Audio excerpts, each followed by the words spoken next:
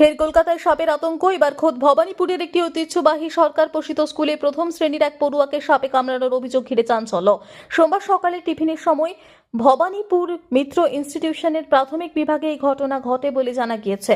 সর্পদষ্ট অবস্থায় পড়ুয়াকে তড়িঘড়ি SSK medical college ও হাসপাতালে নিয়ে যাওয়া হয়। বর্তমানে শিশু বিভাগে চিকিৎসাধীন ওই পড়ুয়ার শারীরিক অবস্থা স্থিতিশীল বলে হাসপাতাল সূত্রের খবর। জানা গিয়েছে, প্রথম শ্রেণীর ওই ছাত্রের বাড়ি টালিগঞ্জে। প্রতিদিনের মতো সোমবারও স্কুলে এসেছিল সে। সকাল 8:30 নাগাদ টিফিন বিরতি চলছিল। সেই সময় আচমকাই তার ডান হাতে সাপের কামড় লাগে বলে অভিযোগ। শুধু হাতে কামড়ের চিহ্ন নয়, ওই পড়ুয়ার পা বেয়ে সাপটি উঠে এসেছিল কিনা তা নিয়েও প্রাথমিকভাবে সন্দেহ তৈরি হয়েছে। ঘটনার পরই স্কুল চত্বরে ব্যাপক আতঙ্ক। শিক্ষক, শিক্ষাকর্মী, পড়ুয়াদের মধ্যে শুরু হয় সাপের খোঁজ।